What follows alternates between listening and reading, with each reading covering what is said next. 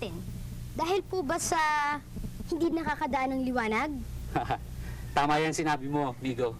May mga bagay na hindi nadadaanan ng sikat ng liwanag. At ang mga bagay na yan ay tinatawag nating puti.